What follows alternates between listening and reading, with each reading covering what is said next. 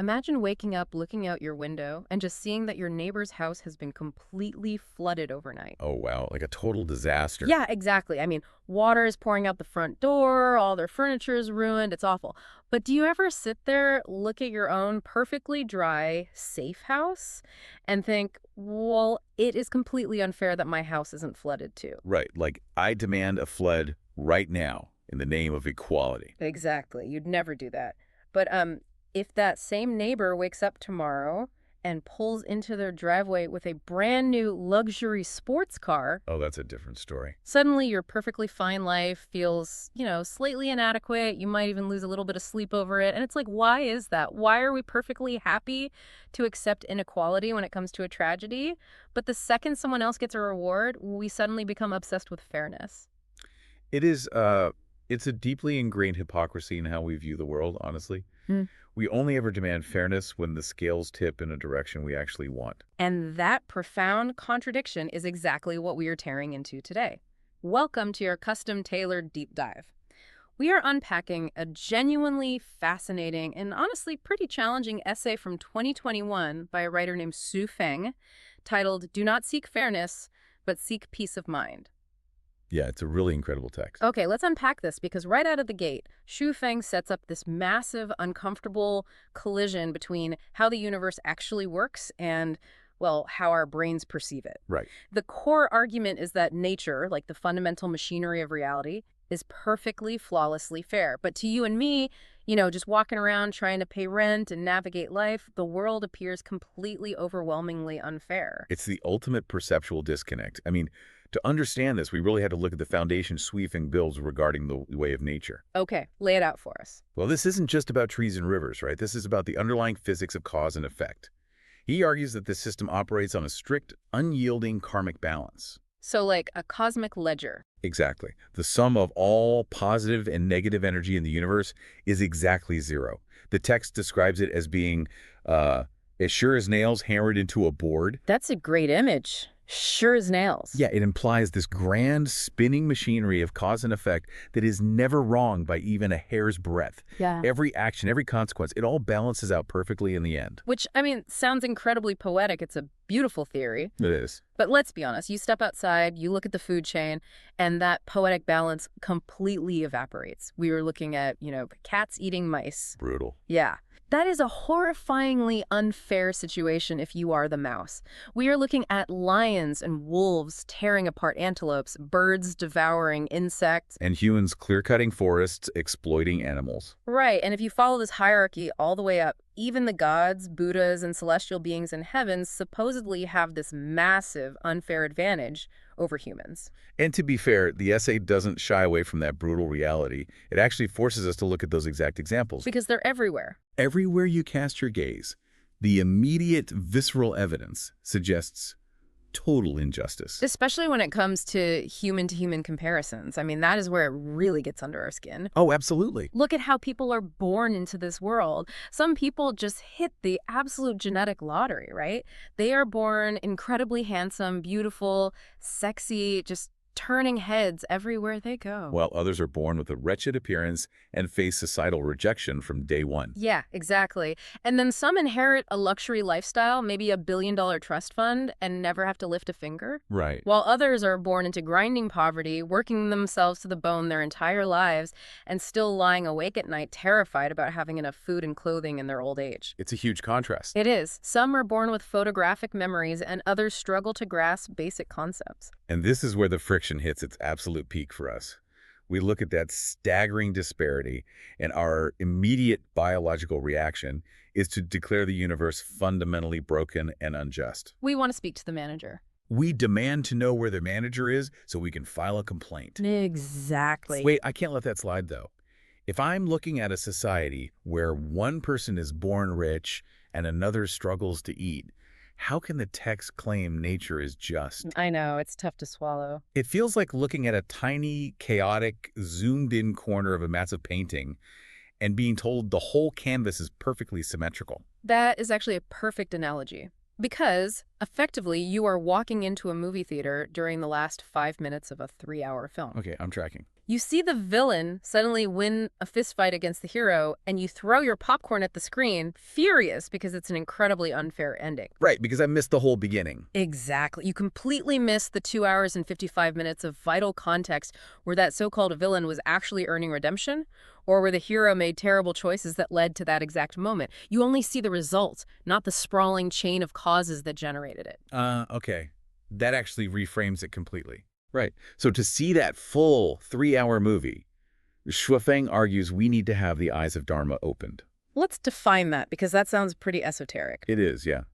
In this context, having the eyes of Dharma opened means achieving a higher, unobstructed spiritual perspective. Like a bird's eye view of reality. Yes, it means stepping entirely outside of your limited, localized human ego, that tiny slice of space and time, to perceive the total overarching timeline of cause and effect. Because our everyday vision is so limited, right? Exactly. We only ever see the superficial surface of reality. We see the mouse get eaten, we see the trust fund kid buy a yacht. But pursuing fairness based on that incredibly tiny, limited view will inevitably cause us intense suffering. It breeds anger, jealousy, and deep-seated hatred. It keeps us far from heaven, as the text puts it. So, if the pursuit of fairness is what's generating all this pain, what is the exact mechanism inside our heads causing it? Because the text points directly to a specific human habit, doesn't it? It does, and he pulls from a very striking piece of philosophy to define it. He references Article 102 from a framework called the 800 Values for the New Era Humans. Okay, what does it say? The quote is brutal. It says, "A mind of comparison is a mind of wickedness." Wickedness. I mean, wow, that is a heavy word to drop on something we basically all do before breakfast. It really is. He doesn't call it a bad habit or unproductive or silly. He calls it actual wickedness. What's fascinating here is why he elevates it to that level. It's because it's not just a passive flaw.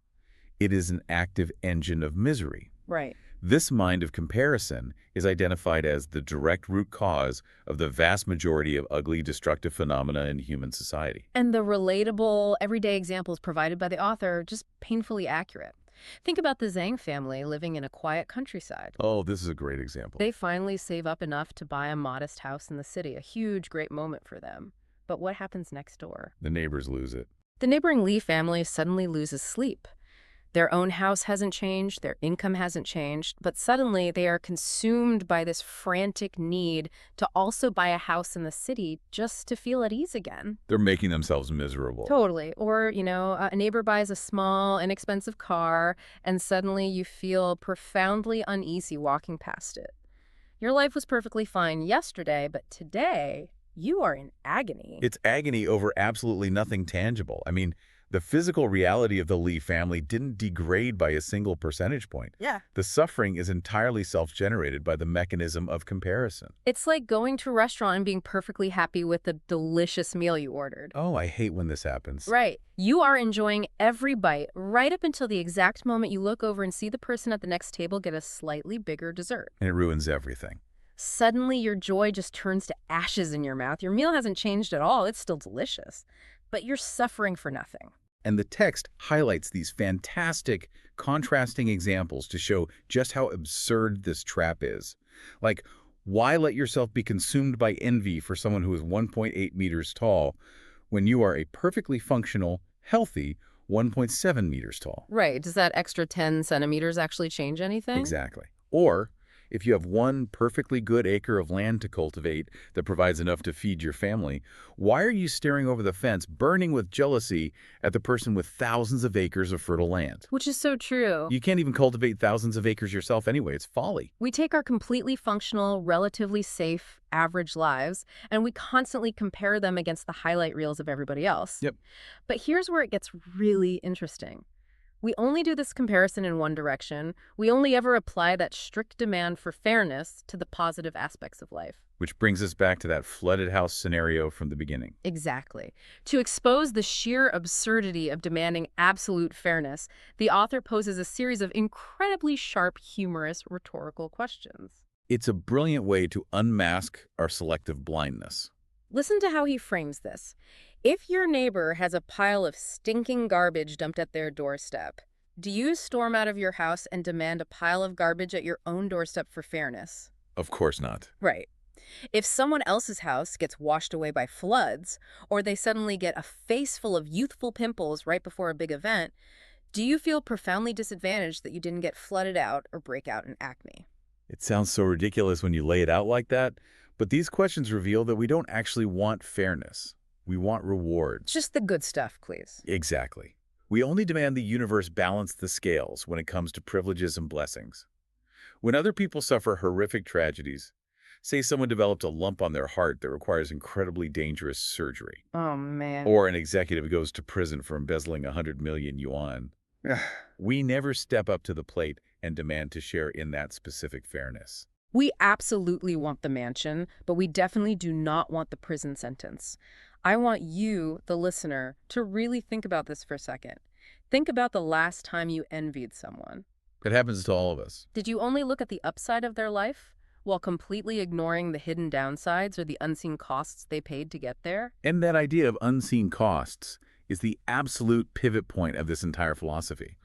Because if we are blind to the costs, our judgment of what is fair is entirely compromised. Which leads directly into a highly personal anecdote from the author about the hidden ledger of success. Yes, he paints a very vivid picture of his own life to illustrate this. Right. He describes living for 20 years in this incredible setting. A massive villa with a lush green lawn, a large swimming pool, and flourishing flowers everywhere. Sounds amazing. He talks about spending his days enjoying and creating beautiful sceneries on what he calls the Belikia Island of the Celestial Islands continent. Now, we need to pause and define that term, because Bliki Island of the Celestial Islands continent isn't exactly a place you can just find on Google Maps. Right. I don't think they have flights there. No, no flights. In Shuifeng's specific spiritual framework, this represents a utopian ideal, like a higher realm of existence or an elevated state of consciousness. So it's metaphorical. Metaphorical, and for him, perhaps literal, representing a paradise achieved by those who have painstakingly balanced their karmic ledger and purified their way of living. It's the ultimate reward for unseen spiritual and physical labor. So imagine being an outside observer, just walking past this lush villa with the pool, seeing someone living this idealized Belikia Island existence. Driven by that wicked mind of comparison, your natural reaction is resentment and envy. Absolutely. You look at the pool and think, this is completely unfair luxury. But the observer is completely blind to the hidden cause. They are back in the movie theater watching the last 5 minutes. If we connect this to the bigger picture, the cause and effect relationship at play here is ironclad, even if it's invisible. What was he actually doing all that time? Well, while the resentful observer was maybe leisurely enjoying TV programs every night, the author points out that he was sacrificing. For decades, he was struggling and studying hard under the lamp while the rest of the world relaxed. It's exactly like being furiously angry at an Olympic athlete holding a gold medal. You know, you look at the fame and say, not fair. But you conveniently ignore the decades of grueling 4 a.m. workouts they endured to get it. We want the effect without the cause. Exactly. We just want to skip to the podium. Shuifeng anchors this perfectly with a really powerful ancient quote. For 10 years, no one asked about the hardships of studying, but once you're recognized, everyone knows. Wow, that hits hard. The world only sees the flash of the camera bulb.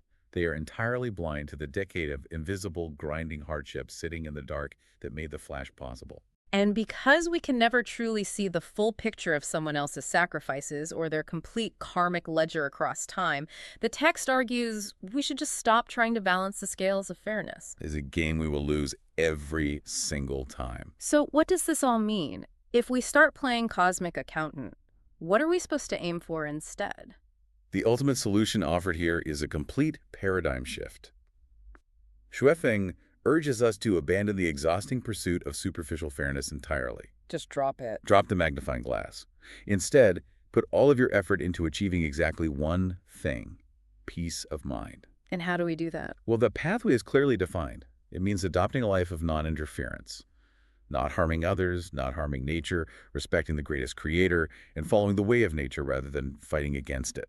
Okay, so let's break down the author's incredibly grounding definition of what a great blessing actually is, because it strips away all the mansions and the pools. It really does. You know what a great blessing is in this framework? Just being born human. Having normal facial features and a functioning body is already a massive stroke of luck. The bar for a blessed life is wonderfully accessible. The text explicitly states that living a life without major disasters, eating full meals, and living in a hut sheltered from the wind and rain is incredibly lucky. He compares it to burning high-quality incense, right? Yes, and having your ancestors' graves emitting green smoke. I love that imagery. Ancestors' graves emitting green smoke. It's basically saying that if you just have a quiet, normal Tuesday without a crisis, your ancestors are doing victory laps in the afterlife. Exactly, you hit the cosmic jackpot. It paints a picture of ultimate contentment. Sitting down with 3 or 5 close friends, pouring a drink, and talking about mulberry and hemp. Right, discussing the simple fundamental things, the sun, the moon, the stars, the changing seasons. The author compares this unburdened, beautifully simple existence to the life of a little deity. The life of a little deity, just hanging out with your friends, watching the stars turn. It's beautiful. And to close out this thought, he reminds us of some deep ancient wisdom. Contentment brings no disgrace. Moderation brings no peril. Words to live by. And crucially, there is no greater sin than desire, and no greater calamity than discontent. Discontentment doesn't come from a lack of resources. It arises almost entirely from comparison. We have covered a massive amount of philosophical ground today for you guys. We started with the realization that nature maintains a flawless, zero-sum karmic balance that we simply don't have the perspective to see. We walk through the wicked trap of comparison. Losing sleep over the neighbor's new car, right? We exposed the hypocrisy of demanding equal treatment only when it comes to rewards, and finally arrived at the quiet joy of living like a little deity with true peace of mind. This raises an important question, though, regarding how we actually live tomorrow morning. It does, and I think it leads to a really provocative thought to leave you with. The author argues that pursuing fairness out in the world is a foolish errand that leads to suffering and takes us far from heaven. But consider this. What if the very act of abandoning comparison, of achieving that internal peace of mind, is actually the only true form of absolute fairness we can ever experience? That's interesting. Think about it. Unlike a sprawling villa, or a 1.8-meter height, or thousands of acres of fertile land, peace of mind is the one and only thing in this universe that is entirely internally generated. Which means it's universally accessible. Exactly. To absolutely anyone at any time, regardless of their external circumstances. Maybe the scales were never meant to balance out there in the physical world. Maybe they're only meant to balance in your own head, something for you to mull over as you go about your day.